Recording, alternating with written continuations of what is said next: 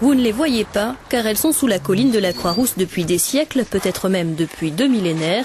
Une succession de galeries de captage d'eau souterraine, interdites au public, gérées aujourd'hui par le Grand Lyon. Au-dessus de nos têtes, on a l'antenne du réseau supérieur avec toutes les antennes perpendiculaires. Les 34 antennes perpendiculaires qui font une trentaine de mètres. Les arêtes de poissons. Les arêtes de poissons. L'histoire de ces curieuses arêtes est peu ou mal connue. Certains supposent que les Romains les ont construites. Elles auraient ensuite été utilisées au XIXe siècle à des fins militaires, puis en 39-45 pour d'autres raisons. On suppose que ces réseaux étaient connus peut-être pendant la guerre, les gens pouvaient se cacher, et avant la guerre. Mais là, on avait perdu la connaissance, et lors d'incident de la Dame du Magnoval où l'immeuble s'est effondré, ils ont redécouvert ce réseau. En quelle année ? Donc c'était en 63.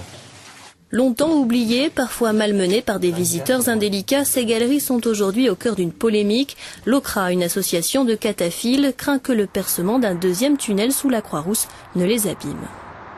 Le souterrain, par essence, il est invisible depuis la surface. Donc on peut faire des travaux dégradants sans que personne n'en sache rien.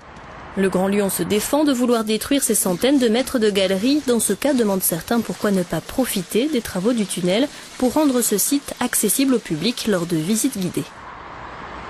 Regardez, à Paris, on visite les catacombes. À Provins, on visite les souterrains. Saint-Léonard, on fait de la barque sur un lac souterrain. À Naples, on visite la ville souterraine. Pourquoi Lyon, on est toujours en retard ?